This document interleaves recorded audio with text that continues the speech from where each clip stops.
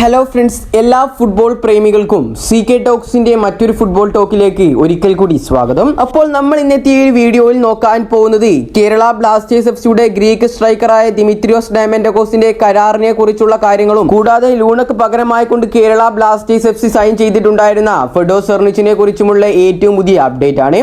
അപ്പോൾ വിശദമായ വീഡിയോയിലോട്ട് കടക്കുന്നതിന് മുമ്പായി നിങ്ങൾ ഇതുവരെ ഈ ചാനൽ സബ്സ്ക്രൈബ് ചെയ്തിട്ടില്ല എങ്കിൽ ഇതുപോലുള്ള കൂടുതൽ ബ്ലാസ്റ്റേഴ്സ് ISL അപ്ഡേറ്റുകൾക്ക് വേണ്ടി ഈ ചാനൽ ഒന്ന് സബ്സ്ക്രൈബ് ചെയ്തു വെക്കാൻ എല്ലാവരും ശ്രമിക്കുക. നിലവിൽ കേരള ബ്ലാസ്റ്റേഴ്സ് എഫ്സിയെ സംബന്ധിച്ചിടത്തോളം ഏറ്റവും പുതിയ റിപ്പോർട്ടുകളിൽ നിന്ന് നമുക്ക് മനസ്സിലാക്കാൻ സാധിക്കുന്നത് ബ്ലാസ്റ്റേഴ്സ് ഈ അടുത്ത് ലൂണക്ക് പകരമായിക്കൊണ്ട് ടീമിലേക്ക് എത്തിച്ചിട്ടുണ്ടായിരുന്ന ലിത്വാനിയൻ നായകൻ ഫെഡോ സെർണിച്ച് നാട്ടിലേക്ക് മടങ്ങിപ്പോവാൻ സാധ്യതകൾ കാണുന്നു എന്നാണ്. UEFA നാഷൻസ് ലീഗിന്റെ യോഗ്യതാ മത്സരങ്ങൾക്കായിരിക്കും ഫെഡോ സെർണിച്ച് എന്ന ഈ ഒരു സൂപ്പർ താരം തന്റെ നാട്ടിലേക്ക് മടങ്ങാൻ സാധ്യത. UEFA നാഷൻസ് ലീഗിന്റെ ഗ്രൂപ്പ് D1 ആദ്യ സ്പോട്ടിനായി ലിത്വാനിയയും ജിബ്രാൾട്ടറും തമ്മിൽ മത്സരമുണ്ട്.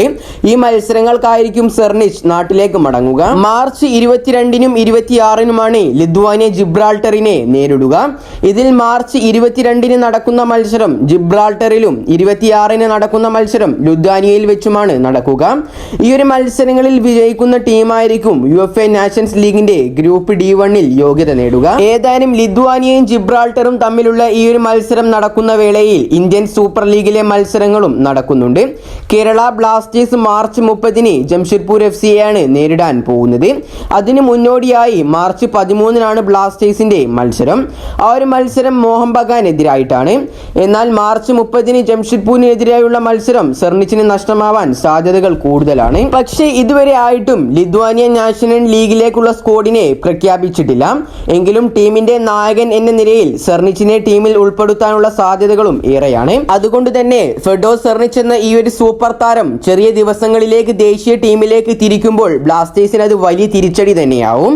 കാരണം ലീഗിലെ ഏറ്റവും നിർണായകമായ അവസാന ഘട്ടത്തിലൂടെയാണ് നിലവിൽ കേരള ബ്ലാസ്റ്റേഴ്സ് കടന്നു പോയിക്കൊണ്ടിരിക്കുന്നത്. അടുത്തൊരു അപ്ഡേറ്റ് എന്നത് കേരള ബ്ലാസ്റ്റേഴ്സ് എഫ്സിയുടെ ഗ്രീക്ക് സ്ട്രൈക്കറായ ദിമിത്രിയോസ് ഡയമന്റോസിനെ കുറിച്ചാണ്. കേരള ബ്ലാസ്റ്റേഴ്സ് എന്ന ടീമിലെ മികച്ച താരങ്ങളെ ടീമിൽ നിലനിർത്തുന്നതിൽ പലപ്പോഴും ക്ലബിന് പിഴവ് പറ്റാറുണ്ട്. ISLിലെ ആദ്യ സീസണിലെ കേരള ബ്ലാസ്റ്റേഴ്സിന്റെ മുന്നേറ്റത്തിലെ സൂപ്പർ താരമായ ഇയാൻ ഹ്യൂമ് കൂടാതെ തന്നെ അതിനുശേഷം അൽവാരോ വാസ്കസ്, പെരേര ഡേസ് തുടങ്ങിയ താരങ്ങളെ കേരള ബ്ലാസ്റ്റേഴ്സ് എഫ്സി ടീമിൽ നിലനിർത്തിയിട്ടുണ്ടായിരുന്നില്ല.